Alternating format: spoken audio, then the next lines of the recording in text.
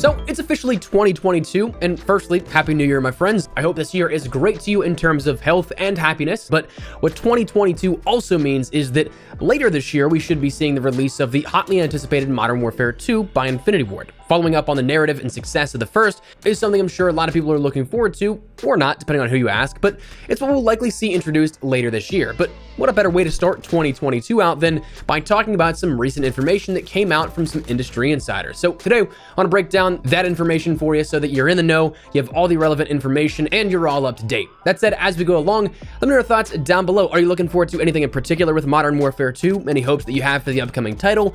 Whatever the case, drop your thoughts down below. As well, if you enjoyed the video, do me a favor, drop a like on the video, and if you're new to the channel, hit that subscribe button to stay up to date with all things Modern Warfare 2 and anything COD related, while helping us out on that road to 500,000 subscribers. If you're part of that nearly 70% of viewers who are not subscribed, I'd love to have you in the community. That said, let's jump into it. Firstly, a few housekeeping items and disclaimers. Number one, we're still 10 to 11 months away from the launch of the game, so there is a ton of stuff that could be subject to change. As with all leaks and insights into developments of games, take it all with a grain of salt. There are so many moving parts here that not everything will stay exactly how we mention it or as it is reported. Number two, a lot of this stuff today is information only. Any relevant leaked items, which surprisingly there actually has been a few in relation to this, are likely subject to DMCA, so therefore we won't have anything on screen, but if there's anything that we can reference, it'll be linked down below in the description. And number three, the information today comes from a few industry insiders with solid reputations, so their sources likely check out, but again, come back to number one, where a lot of this still potentially could change just because we are so far away from that ship date for the product.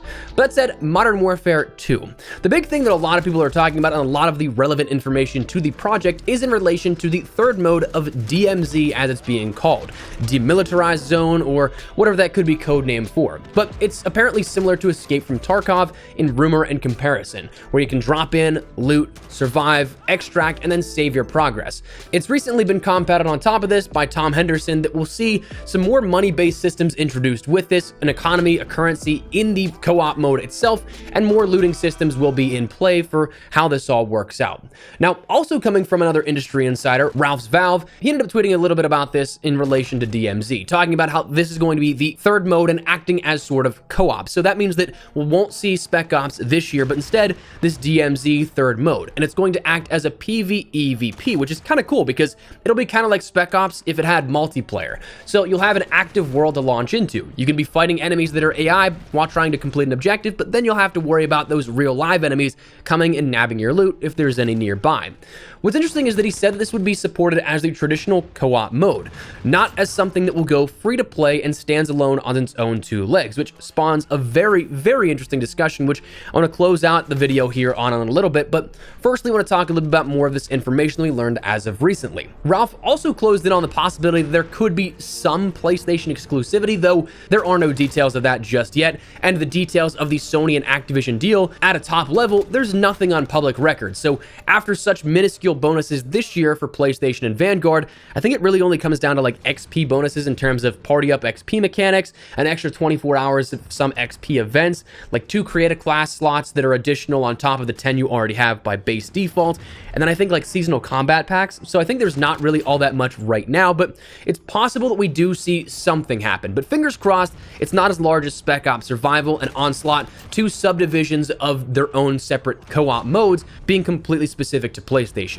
Hopefully that doesn't happen again. Maybe it is like Modern Warfare where we have some Spec Ops missions where there's challenges with exclusive blueprint rewards, but outside of that, hopefully there's nothing too large scale happening with this. But coming out of Tom Henderson's recent information here, we also may end up seeing original Modern Warfare 2 maps in DMZ in some regard, probably as points of interest. We of course knew that there was that rumor that Modern Warfare 2 Remastered multiplayer was in active development. It was something that was just cut because, well, maybe they just didn't want it to conflict with Modern Warfare 2019, and that makes sense. I mean, you have probably the most iconic multiplayer experience mixed with the revitalization of Call of Duty in Modern Warfare 2019, and that sort of huge push for what is on offer there.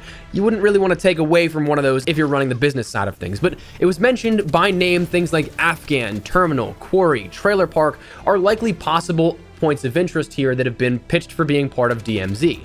I also wouldn't be surprised, though, if we see this map large scale, like a Warzone map or something like that we see, which Again, we'll come back to that topic of discussion. Wouldn't be surprised, though, if they're just small points of interest and not full-on focal points like Blackout made points of interest to be. I wouldn't be surprised if it's just like Macon in Caldera, a small location that once you come across it, you'll never unsee it, but at the same time, it's not listed on the map or anything like that.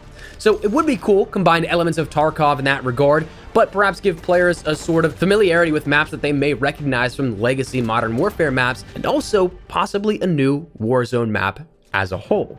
Industry insider Tom Henderson does believe this actually is the case here. Possibly around the same time as integration, we may end up actually seeing this DMZ map come over as a brand new Warzone map. So not the return of Verdansk, not the continuation of Caldera, but instead a brand new map here built for DMZ, which, if it comes along that same time as the integration, based on the last 2 years, would be likely around the Season 1 integration sometime in December or January of next year. So that's something that I think is actually pretty nice as well. I like it for the fact of the sharing of experiences, which I think that gives more purpose to this massive map and undertaking than just adding it in via DMZ. Now, I honestly think that DMZ has a lot more in terms of the replayability factor than that of what we saw with, say, Spec Ops, but just like Spec Ops, it gives more purpose to that entire massive project instead of just one sort of pigeonholed portion of a third mode that might not captivate a ton of the playing audience. It's also what I honestly would have expected for the canceled Blackout 2.0 map that we had that later became Outbreak Zones for Black Ops Cold War.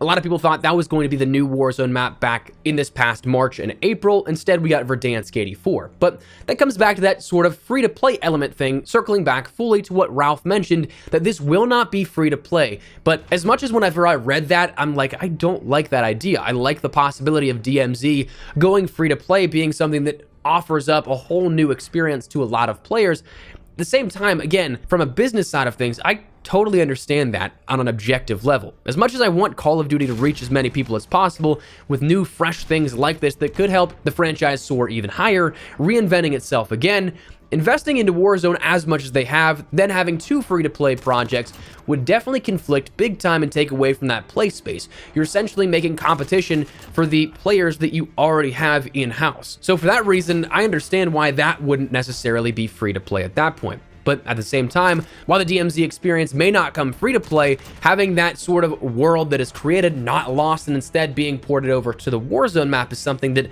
I can definitely get on board by. One thing that actually struck me as rather interesting in sort of closing out as just a fun fact here is that apparently this DMZ mode has been in development right now for 3.5 years, 4.5 years by the time that it reaches launch and that shipped product, which is kind of crazy because Escape from Tarkov was around that time as well. So it seems like this might have been something where some of the developers that pitched this may have been on the ground floor as really enjoying that mode right off the rip before it really got supernova popular out of the past year and a half or so that it did. So very cool to see that, and also interesting to consider that it might have been something initially planned for Modern Warfare 2019, kind of like that cut zombies mode, but that we'll never see per se in that regard, but maybe a more polished product now at this point. That said, that is the new information here that we ended up learning about the DMZ mode and Modern Warfare 2. I'm very much so looking forward to what we learn here out of the next coming months. If things get right back on a schedule here, if we're not seeing a full-on launch of a new map in March and April, which of course, having just had Caldera, we're not going to see that again, we might actually see things get back to normal in terms of the sort of marketing for Call of Duty, meaning that March, April, and May may be chock full with reveals here for the upcoming title. So we might honestly be pretty close to something by comparison to what we've seen the last couple of years. But for now, that's what we're going to call it. I'd love to get your thoughts and feedback down there in the comment section down below. What do you guys think of this year? Are you looking forward to anything in particular out of Modern Warfare 2? Out of all the information that's come out about the third mode, are you guys looking forward to an Escape from Tarkov style mode? Whatever the case, drop your thoughts down below. But if you enjoyed the video, do me a favor, drop a like on the video. And of course, if you are new to the channel, hit the subscribe button so you don't miss a single thing running all things Modern Warfare 2 here all throughout the year. Anything else relating to COD, we got you covered here on the channel as well. So if you're interested, hit the subscribe button. That said, thanks so much for watching. My name is Espresso. I'll see you guys later. Take care and peace.